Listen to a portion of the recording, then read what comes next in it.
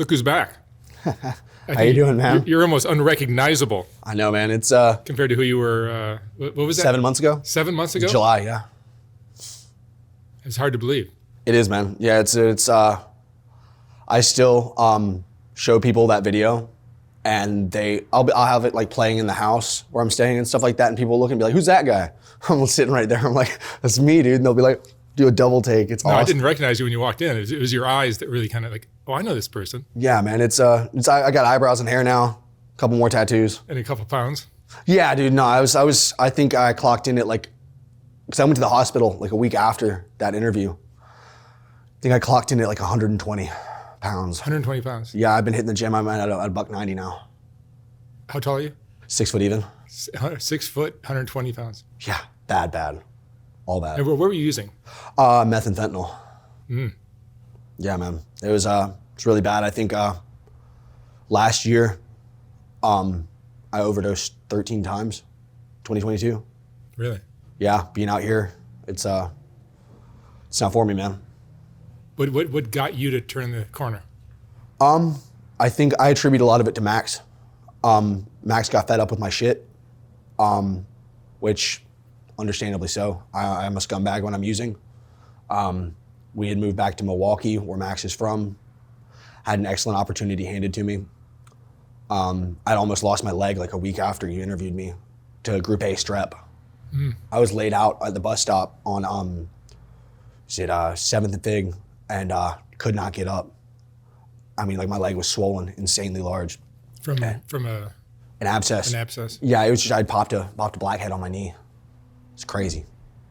And it was something that I thought would have been an eye-opening experience for me, and my mother thought it was going to be too. She flew all the way out from Georgia to come stay with me in the hospital and convinced me to come back home to Georgia for a week or so. Your family is solid, right? Oh, absolutely. My parents are the best. My friends at home, my sister.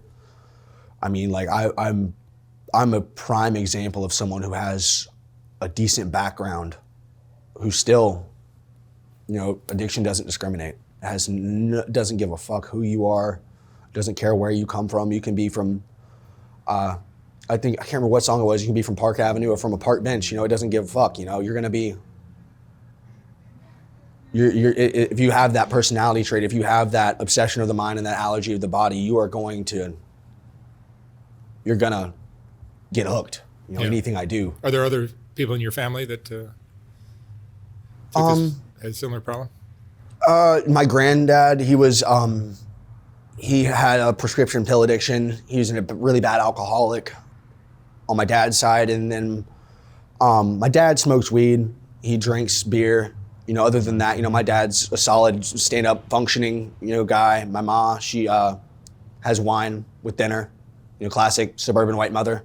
But not out of control like you were. No, never that, no. My parents are, my mother's first husband was a heroin addict. And he actually died when I was really young of complications with Hep C, cirrhosis, I think was what it was. Just left untreated. And but your biological my father. biological father is still around. He's truly like I said in the interview last time. He was my best friend when I was a kid, and these days I'm grateful to have restored that relationship. Your family's got to be really happy. They are. They're extremely proud of me. They're really proud of me. Like I've got 30 days today. Like that's something that I've had recovery and clean time before, but last time you interviewed me, I would have never thought. I was pretty much convinced that I was gonna die out on the streets. If people were going to take bets on whether you were going to recover or die. Oh, there are monetary bets out. There are. I think the bet was that you were going to. Oh yeah. Be gone. I've had clean time based on a resentment before, just out of spite, sobriety. Whatever works. What do you think led you down that path? I mean, it's more than just. It's more, yeah. It was genetics. Yeah, well, I mean, it was definitely just what I thought was cool growing up. I looked up to all the wrong people. I thought that whether it was, being just the gnarliest, craziest punk rocker you could be, or being the just being the bad guy, I always thought was really cool. And these days, I'm trying to have that psychological change, and through contrary action, whatever I think, like there's a saying is my best ideas got me where I am today, you know, and that's something that I have to take into mind is that, you know, just because it seems like a good idea to me doesn't mean it is. You know, I have to play that tape forward. I have to understand that, you know, just because something's going to feel good in the moment doesn't mean that a week from then I'm not going to be in the gutter, you know, with an infection dying. You know, I get really bad really quickly. What's the darkest your life got? Well, first off, how many years were you living like that? So I've struggled with addiction for a really long time. I think I tried meth for the first time.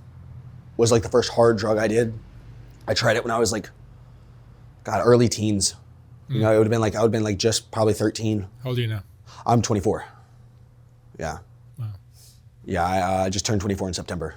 So how dark did your life get when you were on the streets? Honestly, living out here, right, that day that I ran into you, probably like my rock bottom of like near death was probably a week or so after that. It was, like I said, you know, Max's adopted family, they ended up finally getting me an Uber to the hospital because the EMTs wouldn't even take me. Yeah, they said, you need help, but not our help. They're like, the bus is that way. Take the bus. I was like, they won't let me on the bus. I can't get up. I can't walk, dude.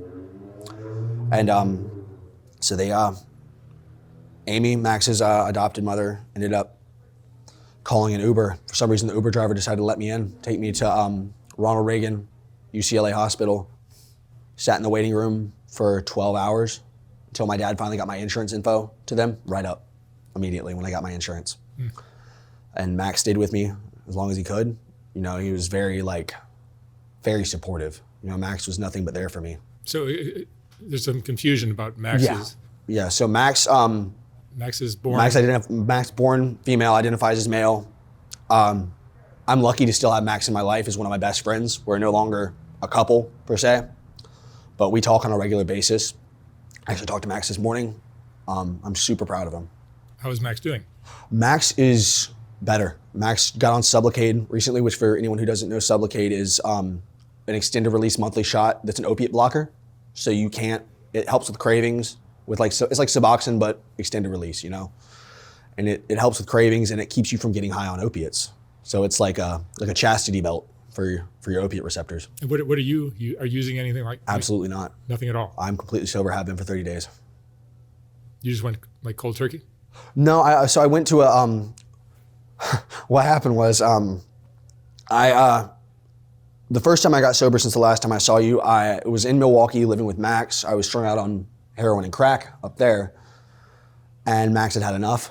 I was just being a scumbag, you know, not like unfaithful to Max or anything like that, but I was just being your classic crackhead. I was selling everything. I was fucking people over, fucking Max over even, who was, like I said, nothing but there for me.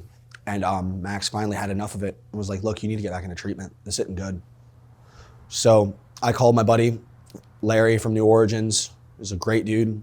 And he was like, look, I'll get you in somewhere, dude. Like, just get on the plane, get there. So I flew out of Milwaukee, had a layover in Detroit. And then I ended up at LAX airport, coming down the escalator, kicking really hard. And I saw a dude there. I was like, that's gotta be him. It's like, you know, like if you've been in recovery, you can kind of just spot somebody and you know. And so he was like, pointed at me. I'm like, that's me, you know? And he took me to the 7-Eleven right by the airport, bought me some cigarettes, bought me something to eat. And I was still just really bad off. This was in November of last year. And I went to where I'm at now, actually. I was my first time there, and they did nothing but take care of me, accepted me, were there for me. And I ended up graduating from there after 30 days, went back to New Origins, which is like my home away from home. That's where I'm gonna be headed to on Monday as well. And I ended up going there, and I was there for a couple months. I had just about 90 days, and I got caught tattooing my homeboy. Was tattooing his forehead. It's kind of obvious, you know. I would have been kind of pushing it a little bit.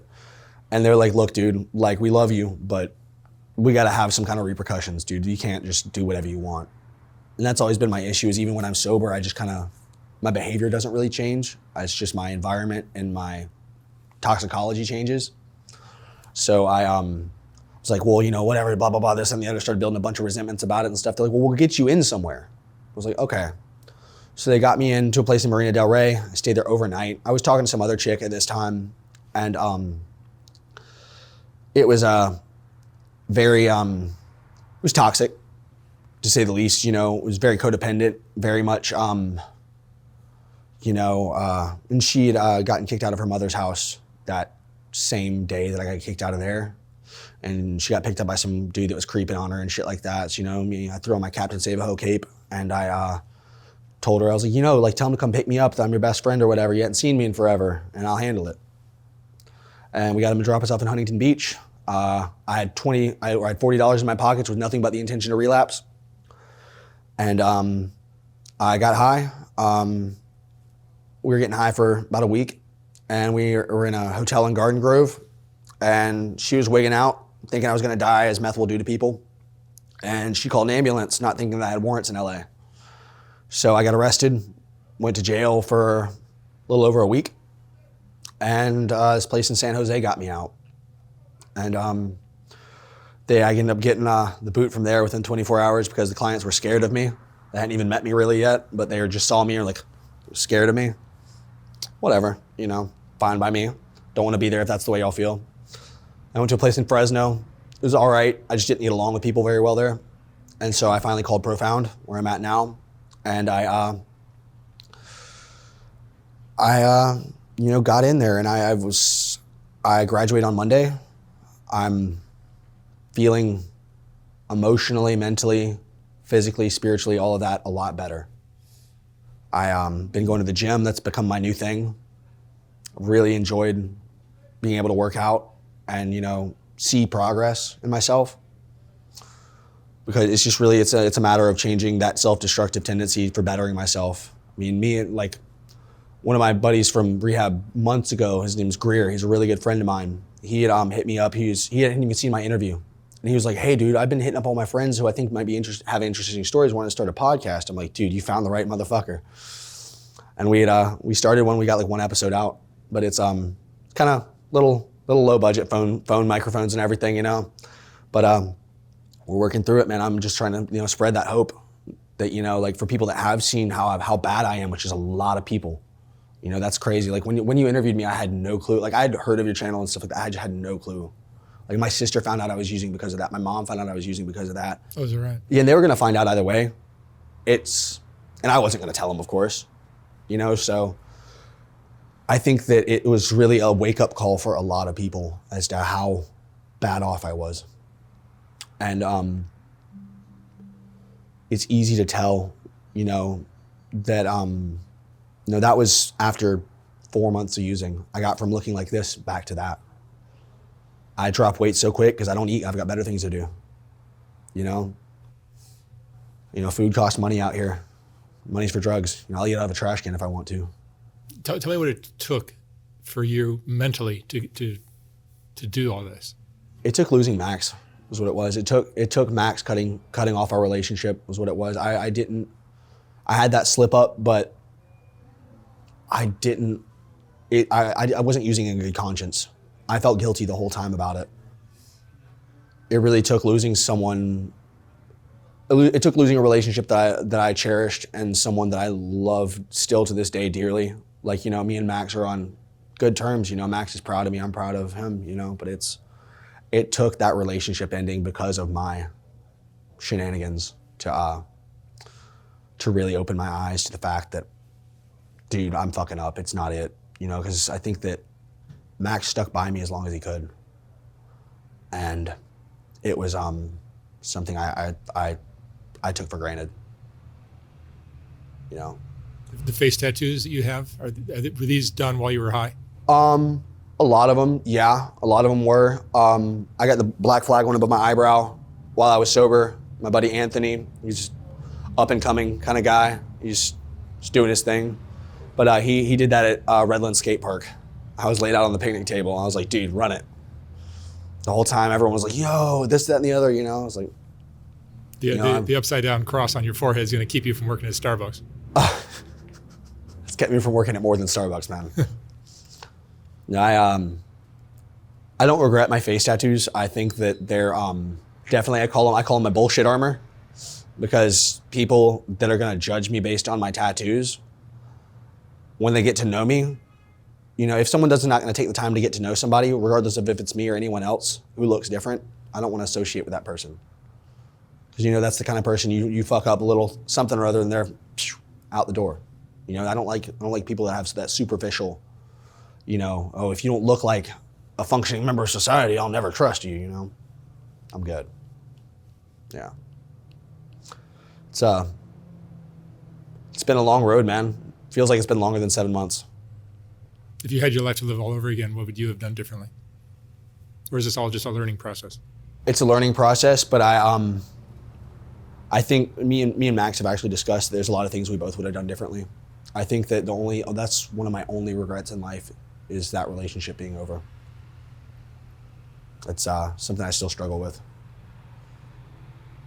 And is working out becoming like your new obsession? It is, yeah, absolutely. It's something that I've seen a lot of people that are alcoholics or whatever, and they need to go to the gym or run or run. Yeah, no, it's that endorphin release is what it is. It's the seeing progress, and it's a lot of also seeing people say, "Oh my God, you look so much better," and believing that, knowing that I look a lot better. You know, because anyone can gain weight in recovery, but gaining it in the right places is where it's at. You know, like it's something that I crave. You know, is to have a healthy image. You know, to look like I'm doing well. How much of all this, whether you're doing well or falling apart, is about what you subconsciously believe about yourself, like what you believe you deserve in life? I think that something that I heard is I can't remember who said it. I wish I could, but it's if we all got what we deserved, none of us would be around. I think that I'm glad I don't get what I deserve because I'd be broken, dead lying in a ditch somewhere. But I think that, like I said last time, everyone deserves a chance, and I try to give people chances. So I'm super grateful when people give me chances. If it wasn't for second, third, and 103rd chances, I wouldn't be here today. You know. But What would you like to be doing in five years? Hopefully, I'd like to work in treatment. That'd be awesome. I'd love to do like addiction counseling and also maybe something like podcasting on the side. And I think that that's something that's a great avenue with the explosion of media and all that stuff these days is the ability to put your story out there for millions of people to see. And like, that's something that that's one of the biggest things that I've taken out of our first interview was that platform that, like, you know, some people just see it as, oh, you know, I got paid to do an interview, blah, blah, blah. And they don't even give a fuck about the impact that they make on people. You know, dude, that's why, I could give a fuck less about money right now, dude. I don't care. I want people to see that you can go from where I was to where I am now and even farther. Yeah, you're a poster child for recovery. That's right. It's one of the main reasons that I wanted to do this. Is because I want people to see that it can be done. And it can be done with someone who is as bad off as I was or worse. You know, and you can get to the point where, you know, I've got new shoes, new pants, new shirt on. You know, I've got, you know, I'm doing well. You know, I've got money in my account. I've got fucking food stamps. You know, I've got stuff that I have my own resources. I love that. I love being self-sufficient because it's not something I've had much of in my life. So it's nice. You know.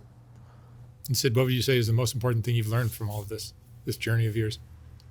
That I hate to say the corny don't use no matter what, but that's one of them. And I'd say one of the truly most important things is anything that I put before my recovery, I'm going to lose, because if I don't put my recovery first, then everything else that I've gained in that process is going to fall away because I'm going to lose sight of my recovery. You know, I have to work a program. I have to do my shit. I can't just smoke a joint. I can't just have a beer, because at the end of that joint, I'm gonna have a needle in my arm. At the end of that beer, I'm gonna have handcuffs on my wrist, you know? Because I don't just have one. I don't just smoke weed occasionally. I can't, dude. Anything I do, I'm doing more of it. You know, I have the addiction, I have the disease of more. You know, I have that innate desire to burn everything down. And I have to do contrary action every day. I go to meetings at least 5 meetings a week usually is what I do. You know, I go and I listen to the experience, strength, and hope from other people that have been where I've been. You know, and it's amazing to see. It's just that feeling of identifying with another addict or alcoholic and seeing someone and being like, yo, I like what you have. I want that. You know, and that's where that hope comes from. And that's what I hope to do today as well. I think this talk might give people who have family members that are totally gone and lost, might give them hope. Yeah, and I will say, I mean, what would you say to somebody who's got a sibling or a child who is just don't give up, but don't enable. I mean, that's one thing I'll give my mom is she didn't give up on me, but she damn sure didn't enable me. Not for years. You know, she was in the early stages when I could kind of keep it under wraps, maybe a little bit, but dude, you know, and also tell your loved ones you love them. You know, you never know if it's the last time you're going to talk to them. If you talk to one of your loved ones that you know is struggling, or even if you don't know they're struggling, tell them you love them. You never know. Whether it's their first time trying something, they OD and die off of it, or it's their millionth time. You never know. The overdose rates are ridiculous. I think it's like 1 every 11 minutes. Someone overdoses and dies off fentanyl. Yeah, fentanyl's crazy now. It's insane, man. All right, Sid. Thank you so much for coming back. Thank you, sir. So proud of you. Thank you, man. Stay on track, man. Absolutely, man. Amazing. Yeah. Thank you. Thanks, man.